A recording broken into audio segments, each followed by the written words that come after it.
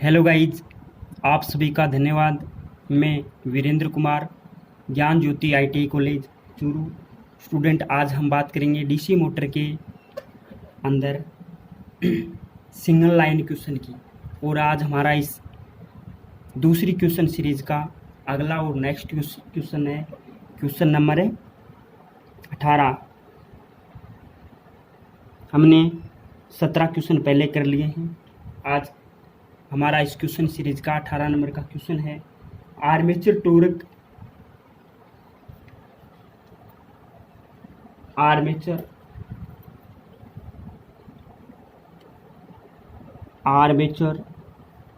टोरक armature टोरक को किससे denote करते हैं? T A. आर्मेचर टोरक का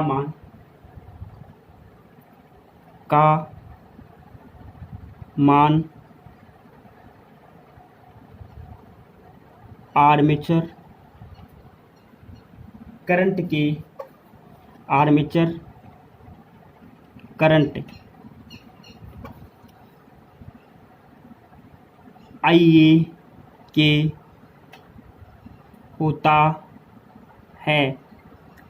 के होता है। यानी आर्मेचर टोरक TA का मान आर्मेचर करंट IA के होता है। आर्मेचर करंट, आर्मेचर धारा और TA आर्मेचर टोरक, तो वो होता है गाइज अनुक्रमानुपाती। क्या होता है? समानुपाती होता है। समानुपाती होता है। यानी TA समानुपाती IA। ओके गाइज, हमारा अगला और नेक्स्ट क्वेश्चन आर्मेचर टोरक के मान field flux. Armature torque field flux के होता है।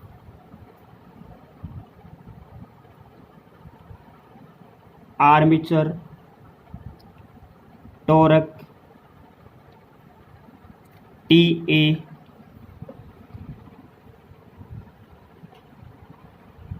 का मान आर्मेचर टोरक का मान फील्ड फ्लक्स के होता है। फील्ड फ्लक्स के होता है। तो गाइज वो होता है फील्ड फ्लक्स के भी समानुपाती होता है। यानी आर्मेचर टोरक का मान बढ़ाएंगे तो फील्ड फ्लक्स का मान भी बढ़ेगा। क्या होता है?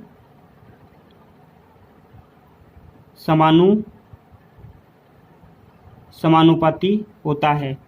तो मैं यहाँ पे ये लिख सकता हूँ TA समानुपाती 5/IA। IA तो है ही, T समानुपाती IA, और ये क्या हो गया? 5 फ्लक्स। तो ये भी क्या है? टोरक के, आर्मेचर टोरक के समानुपाती है। ओके गाइज, हमारा अगला क्वेश्चन है शाफ्ट टोरक का फॉर्मूला होता है।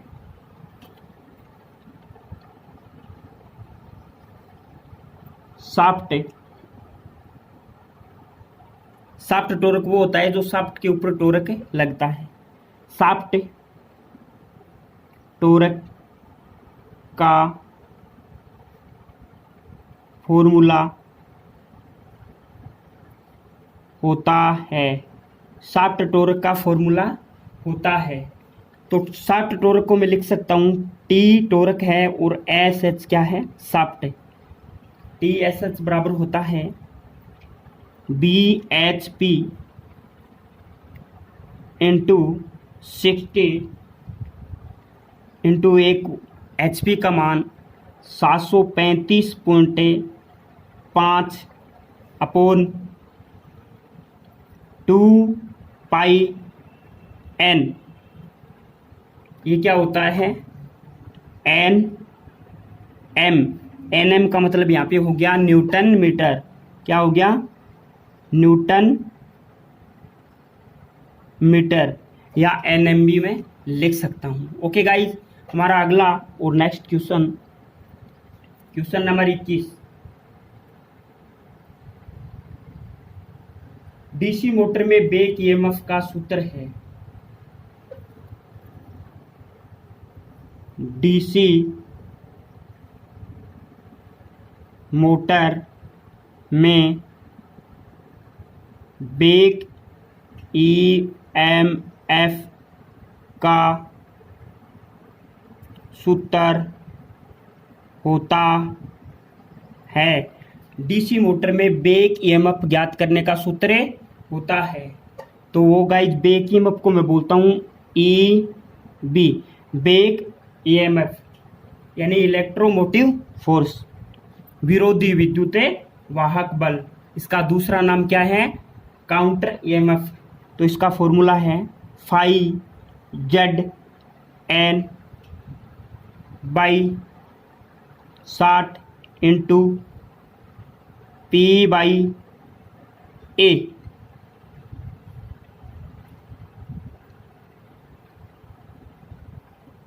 यहाँ पे क्या होता है गाइज कि अगर लेप वाइंडिंग है, लेप है और ए वेव है, तो लेप के लिए क्या होता है और वेव के लिए क्या होता है? लैप वाइंडिंग में ए बराबर क्या होता है? पी, पोल्स की संख्या के बराबर होता है। और वेव में क्या होता है? वेव वाइंडिंग है तो ए बराबर क्या होता है? 2, यानी समांतर पथों की संख्या 2 ही होती है। यहाँ पे ई बी बैक ईएमएफ है, फाई फ्लक्स है, जेड चालकों की संख्या है, एन मोटर की घूर्णन गति है, पी पोल की संख्या है और ए समांतर पथों की संख्या है। ओके गाइज, हमारा अगला और next question number 22। DC motor की घूर्णन गति बैक ईएमएफ के होती है। डीसी मोटर की घूर्णन गति बैक ईएमएफ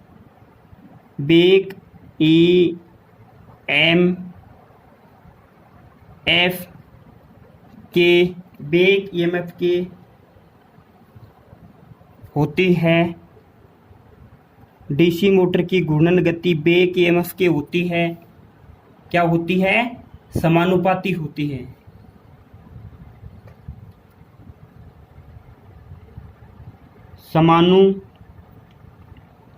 समानुपाती होती है, यानी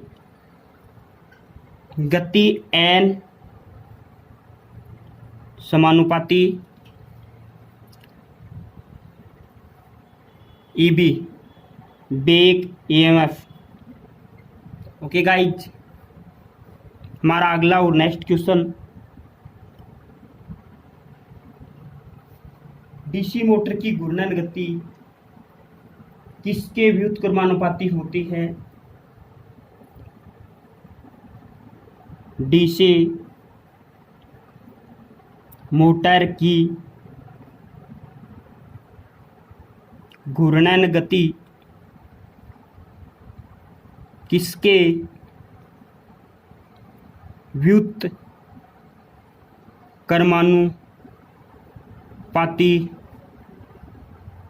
होती है? डीसी मोटर की घूर्णन गति किसके व्युत्क्रमानुपाती होती है? किसके होती है? फ्लक्स के व्युत्क्रमानुपाती होती है। फ्लक्स, और फ्लक्स क्या होता है? फाई। फ्लक्स फाई के व्युत्क्रमानुपाती होती है। ओके गाइज, मैं इसको लिख भी सकता हूँ एन समानुपाती ई बी बाई फाई, यानी बैक ईएमएफ के तो समानुपाती होती है, लेकिन फ्लक्स के व्युत्क्रमानुपाती होती है। यानी डीसी मोटर के अंदर फ्लक्स का मान बढ़ाएंगे तो गति का मान कम होगा। यानी डीसी मोटर की स्पीड को कम ज़्यादा करने के लिए फ्लक्स के मान को घटाया बढ़ाया जाता है। अगर फ्लक्स का मान घटाएंगे तो गति बढ़ेगी और फ्लक्स का मान बढ़ाएंगे तो गति कम होगी। यानी n समानुपाती EB बाई फाइव। इसको ये भी लिख सकते हैं n समानुपाती 1/5। ओके, हमने इसके अंदर दोनों चीज़ों को दर्शा दिया है, बैक EMF को भी दर्शा दिया है और फाइव फ्लक्स को भी दर्शा दिया है। हमारा इस क्वेश्चन सीरीज का अगला और नेक्स्ट क्वेश्चन,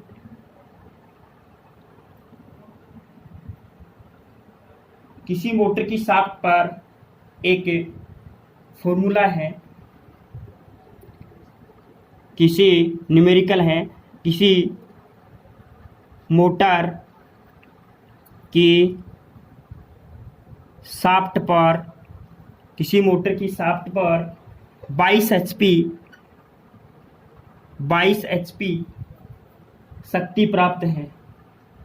किसी मोटर की शाफ्ट पर 22 HP शक्ति यानी पावर प्राप्त है, पावर प्राप्त है।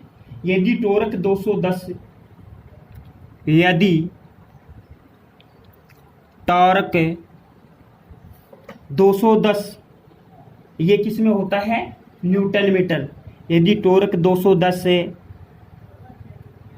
न्यूटन मीटर हो तो न्यूटन मीटर हो तो आर्मेचर की घूर्णन गति हो तो आर्मेचर की घूर्णन गति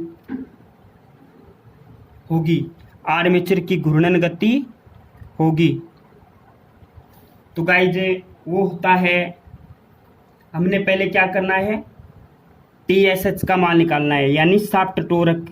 TSH का फॉर्मूला होता है BHP इंटू 60 इंटू मीट्रिक प्रणाली का HP मान 735.5 वाट और अपोन में करेंगे हम 2 पाई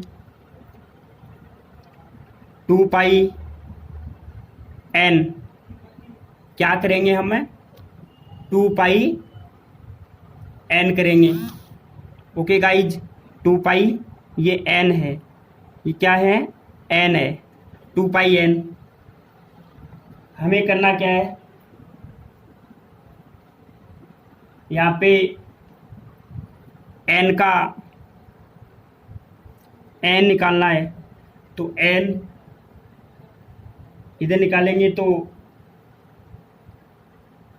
ये TSH इधर चला जाएगा, n इधर चला जाएगा, तो फॉर्मूला हो जाएगा BHP इंटू 60 इंटू 735.5 बट्टा में हो जाएगा 2 पाई और n।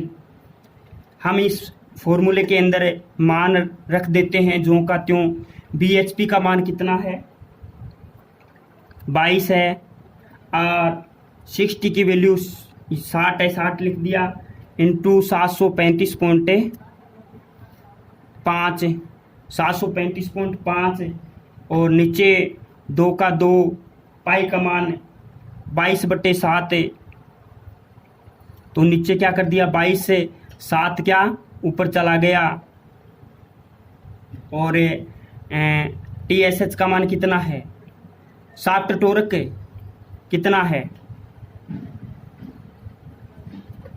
यदि टॉर्क 210 से तो ये 210 कर दिया, 210 न्यूटन मीटर।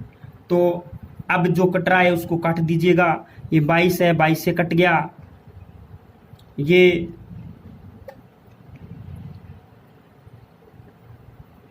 ये कट गया, 3 संतो 21, कितना 30 से 3 से कट गया 3 तो 21 है, 30 से कट गया, इस शून्य से ये शून्य कट गई, फिर एक तरी तरी दूसरी 6, ये 2 से 2 ये कट गया, तो बचा कितना? n बराबर क्या हुआ? n बराबर क्या निकल के आया? 735.5 RPM। यहाँ पे गति पूछ रखी है, तो गति को किस में मापते हैं? RPM, revolution per minute. 735.5 revolution per minute. Okay guys, हमारा अगला और नेक्स्ट क्वेश्चन होगा 25 नंबर इस क्वेश्चन सीरीज का 25 नंबर क्वेश्चन होगा, वाट को अन्य किस में दर्शाया जाता है?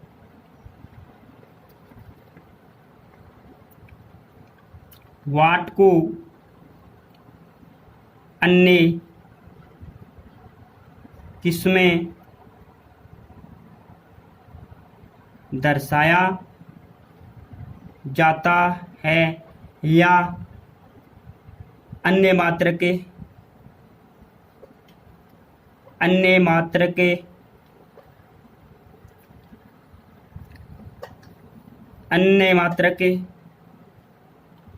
क्या है? तो वाट का अन्य मात्रक जूल पर सेकेंड होता है। क्या होता है? जूल पर सेकेंड।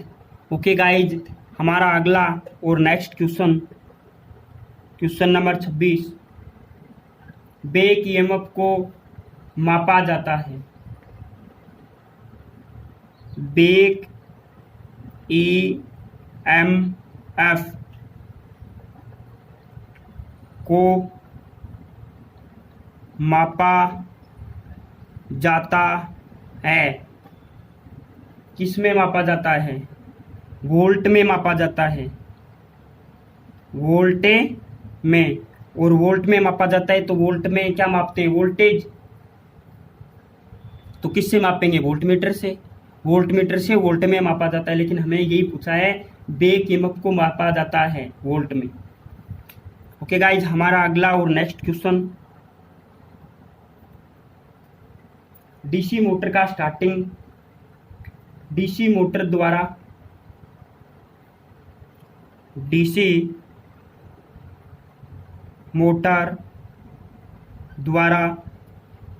स्रोत से ली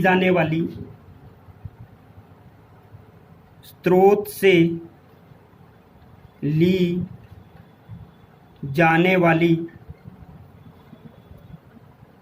धारा की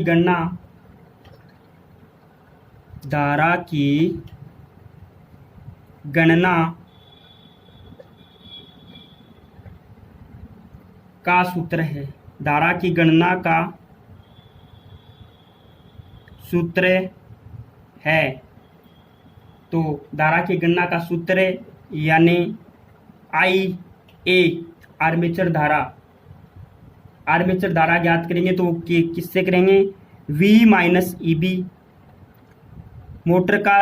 मोटर को दिया गया वोल्टेज V, मोटर के द्वारा उत्पन्न वोल्टेज बैक ईएमएफ E बटा RA।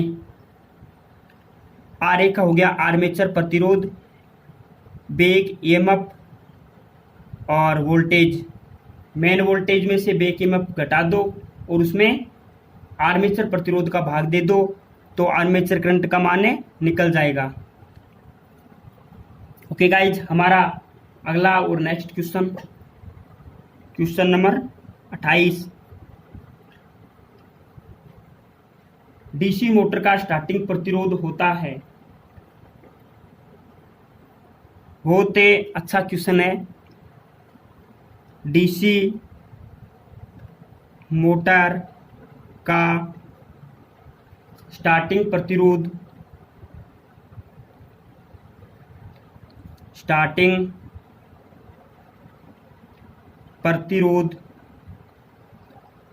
होता है। डीसी मोटर का स्टार्टिंग प्रतिरोध होता है सामान्यतः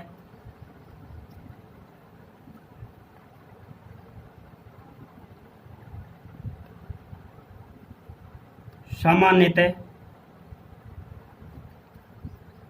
1 से 10 ओम, 1 से 10 ओम होता है। सामान्यतः 1 से 10 ओम में होता है डीसी मोटर का स्टार्टिंग में प्रतिरोध। कितना होता है? सामान्यतः 1 से 10 ओम में होता है।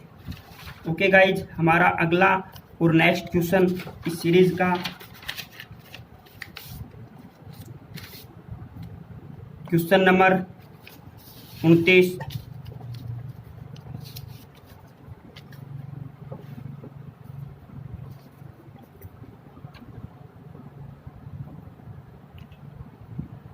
यदि कोई डीसी शंट मोटर, यदि कोई डीसी शंट मोटर, यदि कोई डीसी शंट मोटर लोड रहित अवस्था में, लोड रहित अवस्था में, लोड रहित अवस्था में कार्यरत है, कार्यरत, लोड रहित अवस्था में कार्यरत है, यानी उसके ऊपर लोड लगा हुआ है और इसकी फील्ड वाइंडिंग, और उसकी फील्ड वाइंडिंग ओपन सर्किट, और उसकी फील्ड वाइंडिंग ओपन सर्किट हो जाए। बहुत ही समझने वाला क्वेश्चन है गाइज। यदि कोई डीसी शंट मोटर, मोटर कौन सी है? डीसी शंट मोटर लोड रहित अवस्था में है, यानी वो मोटर है लोड के साथ चल रही है, कार्यरत है, और उसकी फील्ड वाइंडिंग ओपन सर्किट हो जाए तो क्या होगा? ओपन सर्किट हो जाए तो क्या होगा? क्या होगा? मोटर की घूर्णन गति उच्च हो जाएगी, यानी वो मोटर डीसी सीरीज मोटर की तरह व्यवहार करने लगेगी, और डीसी सीरीज मोटर की गति है वो उच्च होती है, यानी उसका स्टार्टिंग टॉर्क भी रनिंग टॉर्क का 5 गुना होता है। तो इसमें क्या होता है? मोटर की घूर्णन गति उच्च हो जाएगी, मोटर की घूर्णन गति उच्च हो जाएगी। हमारा अगला और next question, DC series motor में लोड का मान, डीसी सीरीज मोटर में लोड का मान, डीसी सीरीज मोटर में लोड का मान बढ़ाने पर उसकी घूर्णन गति पर, उसकी घूर्णन गति पर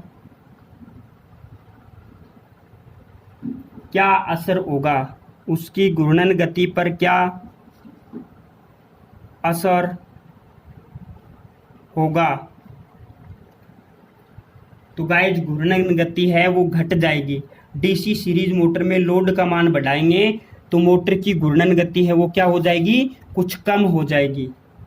क्या हो जाएगी? घट जाएगी, घूर्णन गति घटेगी, घूर्णन गति घटेगी, घूर्णन गति है वो क्या होगी? घटेगी। ओके गाइज, हमारा अगला, इस क्वेश्चन सीरीज का अगला और नेक्स्ट क्वेश्चन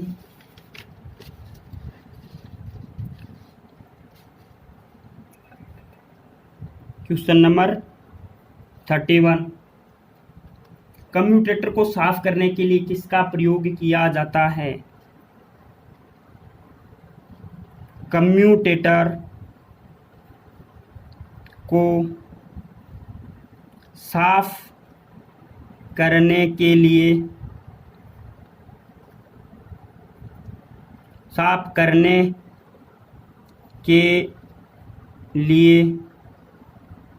किसका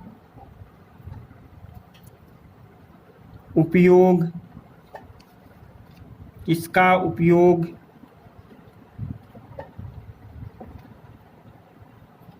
किया जाता है? किसका उपयोग किया जाता है? तो गाइस जिसमें होता है, ऑप्शन में आपको एक ही मिलेगा। एक तो होता है पेट्रोल और एक होता है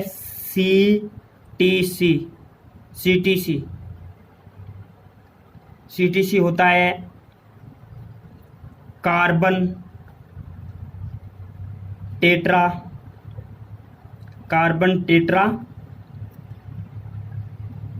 chloride, carbon tetra chloride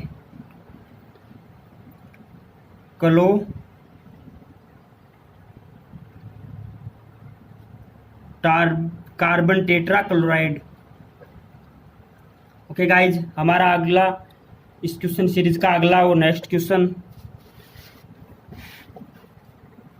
question number 32, motor में फील्ड फ्लक्स के साथ क्रिया करके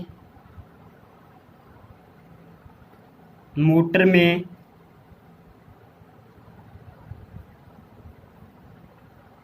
फील्ड फ्लक्स के साथ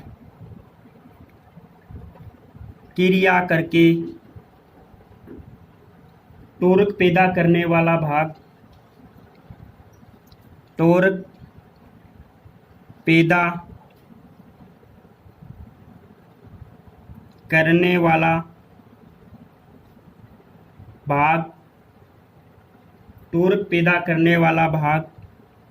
है। कौन सा है? मोटर में फील्ड फ्लक्स के साथ क्रिया करके टॉर्क पैदा करने वाला भाग क्या है? आर्मेचर होता है। ओके गाइज, हमारा इस क्वेश्चन सीरीज का अगला और नेक्स्ट क्वेश्चन, डीसी मोटर में कम्यूटेटर का कार्य है।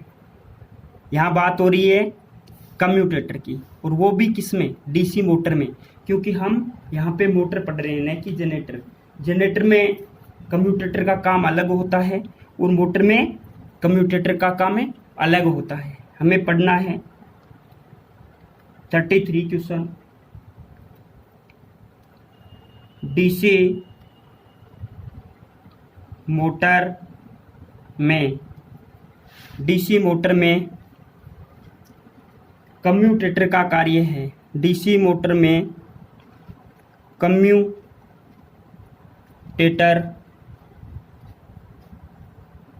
का कार्य है। डीसी मोटर में कम्यूटेटर का कार्य है डीसी को एसी में बदलना। डीसी को एसी में बदलना, क्योंकि आर्मेचर का जो डीसी मोटर का जो आर्मेचर होता है उसके अंदर क्या होता है?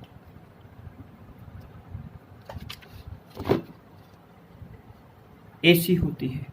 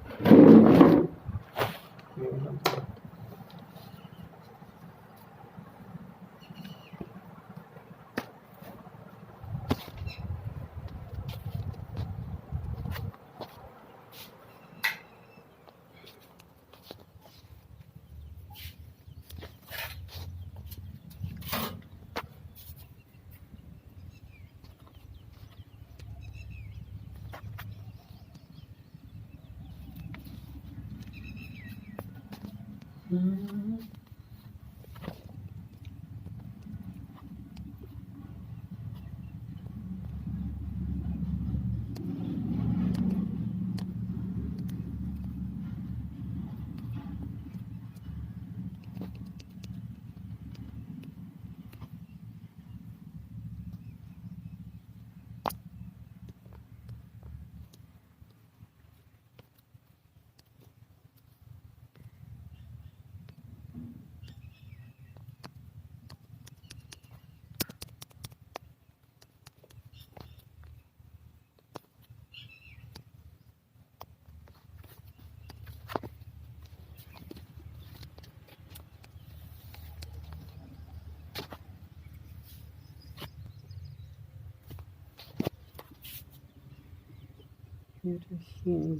तो लो